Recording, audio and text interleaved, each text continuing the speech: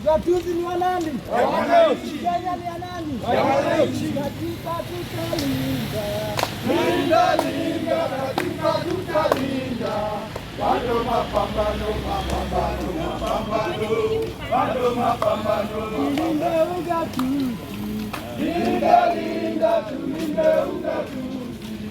Bado mapambano, mapambano, mapambano. Bado mapambano, mapambano. Linda, linda, katiba tutalinda. Bado mapambano, mapambano, mapambano.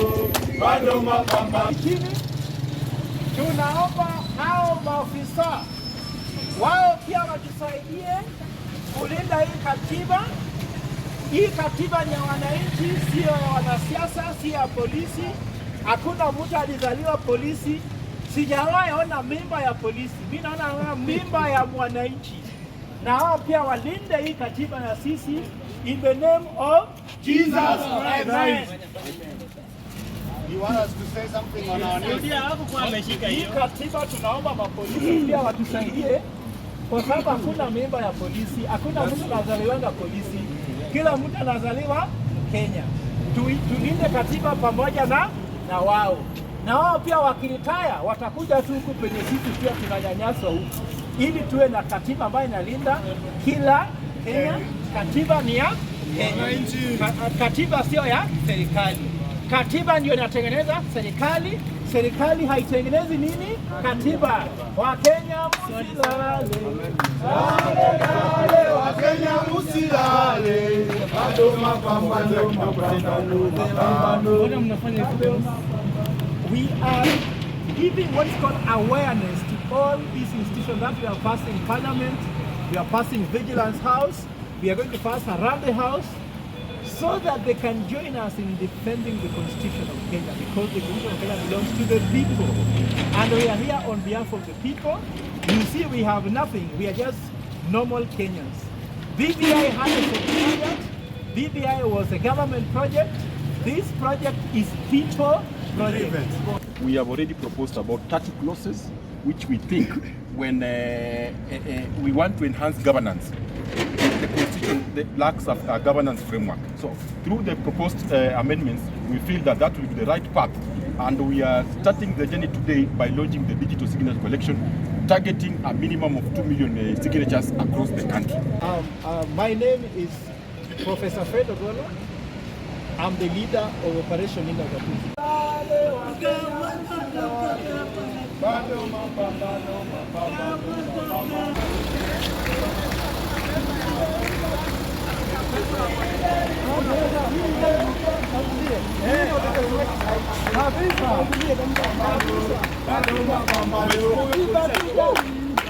Linda, linda, katiba tutalinda. Lale, lale, Wakenya msilale. Bado mapambano, mapambano, mapambano.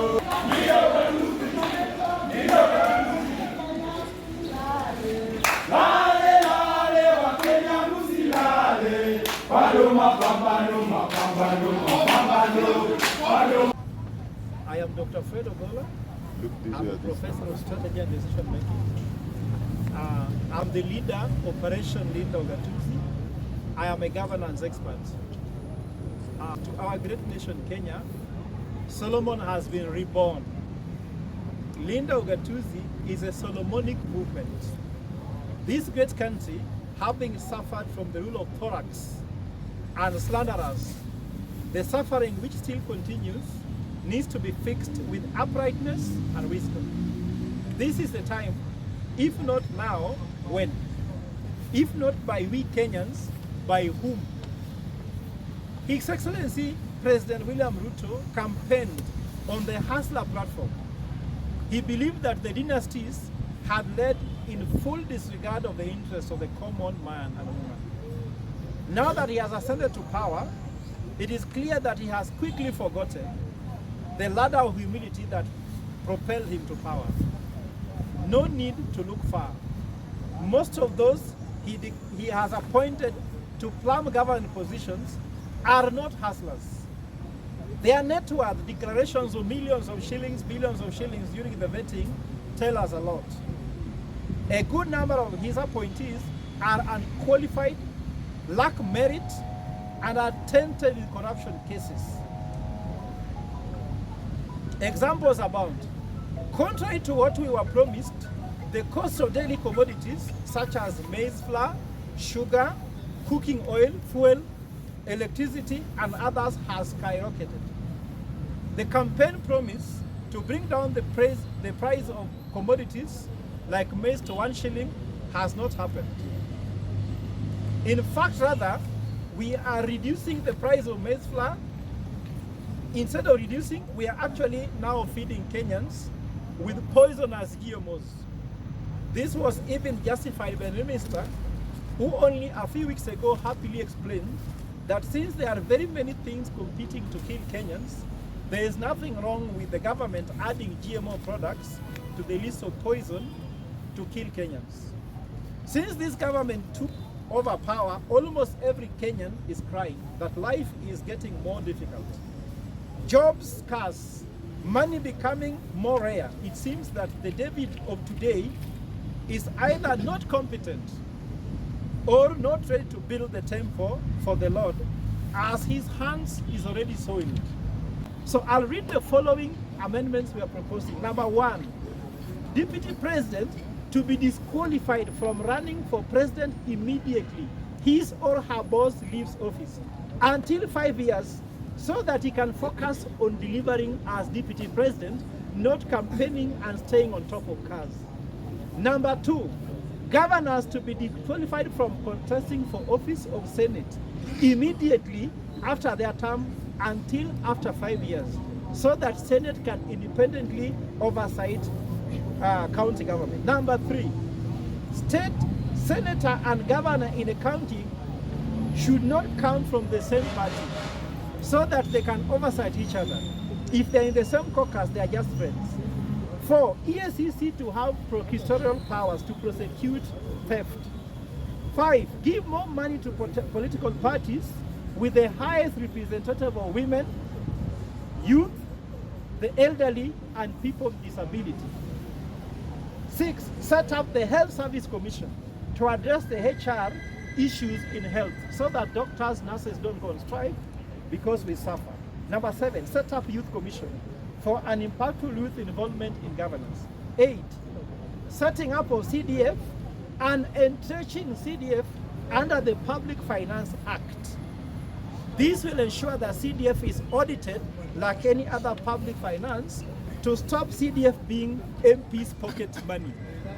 9, setting up of IBC Select Panel and IBC Board to oversee the work of the Commission and Secretariat to ensure all the commissioners jointly tally, verify, and declare the winner in a presidential election.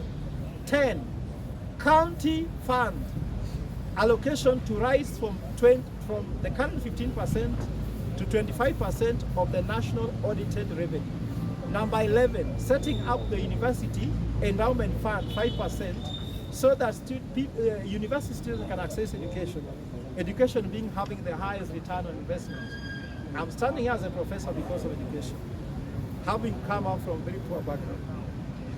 Another thing is setting up of an innovation fund to advance IC development of 5% of the national budget, so that people can innovate and be able to progress. Establish the office of super senator to be able to oversight and see how counties can work as a whole. We're also proposing to create a regional government, so that as people are dividing counties into tribal regions, we can have economic regions which will advance the economic development of the country, Kenya. And then lastly, setting up of planning and procurement committees at the county level to ensure accountability at the county level, but also deal with pending bills. As we speak, my brother and sister from the media, there's a media house which is going down because county government of Nairobi owes them 120 million in terms of pending bills. They offered their services. Nairobi County has 98 million pending bills. Mombasa, 4.9 billion. Kisumu, 6 billion. I can mention and mention. Kiambu is already reaching 5 billion. So I hereby take this chance to invite all of you to append your signatures on the proposed bill which we have shared with you. In fact, now the signature collection will be done digitally. In fact, as you stand here, I would like to be able to tell you the link. I'll share with you all the media people so that you can have that link and share. As I speak now, we have collected 100,029 thereabout signatures. We remain only with 90%. By June next year, we shall have collected all the signatures we need. We could have gone to PwC to audit the signatures before we go to IBC. So that if IBC tells us our signatures are fake, we shall tell them to have an audit report as good as that on PwC. Let me tell you that Operation Linda Ugatuzi is an operation. We don't fail. Anybody doubting will wake up in June and find when this government in trouble. Even the case I took to Supreme Court, to High Court, already orders have been given, submission have been given to Attorney General. The government has been told to be submitted. I have evidence here. The case is ongoing. We must stop Hustler Fund. Anything going wrong, I'll come and mention. Operation Linda Ugatuzi has 49 lawyers, like I told you, across all the counties working on Ugatuzi. Nationally, we have 9 lawyers.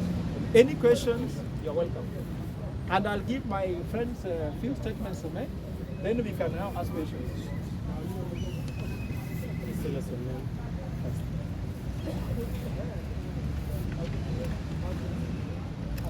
Are you ready? Okay. My name is Stanislaus Philip Alusiola. I'm also a promoter of Operation Linda Ugatuzi. Vile mnavyoona hapo nyuma, Wakenya walitaka katiba in 2000, between 2007, 2008 until 2010, when our constitution was promulgated by the late President Mwai Kibaki. 12 years down the line, we have seen those in power are now struggling to amend the constitution. They struggled twice, they failed. Tunataka tuwaambie wanasiasa leo, katiba sio ya wanasiasa, katiba ni ya mwananchi. You actually get to those political offices because of the laws of this country. You cannot now get into the office and try to manipulate the constitution in your favor. And therefore, Operation Linda Ugatuzi is a people-driven process that is going to prioritize, that has prioritized already the needs of the common mwananchi. Professor has spoken about pending bills, he has spoken about affirmative actions, democracy, and all those things. They cannot be done by politicians who are already in office, because tayari wao wako kwa ofisi wanataka kujitetea ili mambo yao yaende sawa. Therefore, I personally as a commoner and a person who is going through all these upheavals of society because of the present constitution or because of the present leadership, I am asking fellow Kenyans, wherever you are, kama wewe ni mama, kama wewe ni mzee, kama wewe ni kijana, you wake up in the morning and your kid cannot go to school, sign this petition. If you are waking up every morning and you don't have a place to go for work, sign the petition, sign this amendment. If you are waking up in the morning and you are walking to work, you don't have fare, please sign the petition. Because the petition is cutting across legal, economic, social and environmental issues. So my humble prayer to every Kenyan, mahali huko, usione kana kwamba this is being done by other people. We are the people and the constitution belongs to the people. Thank you very much and join the process.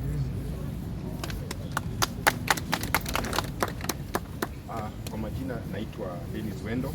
I'm also part of this big team, Operation Linda Ugatuzi. Sitaenda kwa mengi ama kurudia yale ambayo wenzangu wamesema, but ni kusisitiza tu kwamba we have identified the 30 clauses which the professor has summarized them into 16 bits. We are saying that this is a people-driven initiative. It is not an initiative driven by the dynasties. So tunawaomba na to make it more practical, anyone with a smartphone and is willing and ready to sign, you only need to do what?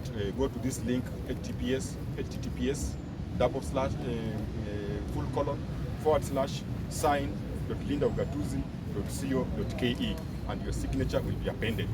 This move has started and we are targeting a minimum of 2 million signatures by end of June. Kwa hivyo tushikane wote mikono, tusukume hili gurudumu ili tulete yale mabadiliko ambayo yatatusaidia sisi wenyewe kama Mkenya wa kawaida. What we are pushing for is a governance framework within the constitution. Tumeangalia vipengele ambavyo tumeona kwamba tumepiga msasa na kuona kwamba hivi vipengele vina shida, but they lack a framework, a governance framework. So huu mswada ambao tunapeleka bungeni 2022 Amendment Bill inapiga msasa zile vipengele na kuweka governance structure kwa hayo maneno. Kwa hivyo kuwe tayari, tushikane wote ili tusukume pamoja. Asante.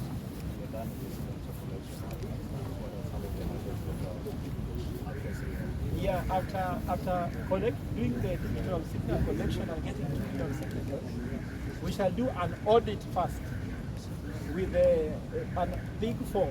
With the Big Four, we shall do an audit first with one of the Big Four firms, so that they can give an audit report that our digital collections are in accordance with the Constitution, at the same time that all signatures are aligned to IDs, everything is perfect. Then we'll submit the signatures together with the audit report to IBC. Once we submit that to IBC, IBC will submit to Parliament. In fact, once we submit, the Constitution has the number of days IBC has to take that thing to Parliament. We, the people, will appear in Parliament to present our petition to Parliament. If Parliament passes, or not if. In fact, there's no one if. After they are passed, we will go to the county assembly, which also will pass. And remember, because there's a ward fund, all MCAs are supporting me. Like here, you don't know, there are even MCAs from CIA here. You don't know that they're here, waiting to support this thing. The health commission, doctors are supporting, cancer are supporting. That's why they're collecting signatures just quiet online. Once you have done that process, now this will be taken back to IBC to organize the referendum. And once the referendum has been done, we win. I'm sure no one will challenge the process because we have followed the law to the letter. We are not fooling ourselves, we are following the law to the letter, and we are sure that our prayers will be answered. Bado mapambano, mapambano, mapambano. Bado mapambano, mapambano, mapambano. Bado mapambano. Ugatuzi, linda, linda, tulinde ugatuzi. Bado mapambano, mapambano, mapambano. Bado mapambano, mapambano. Linda, linda, katiba tutalinda. Bado mapambano, mapambano, mapambano. Bado mapambano. Operation Linda Ugatuzi. Operation Linda Ugatuzi.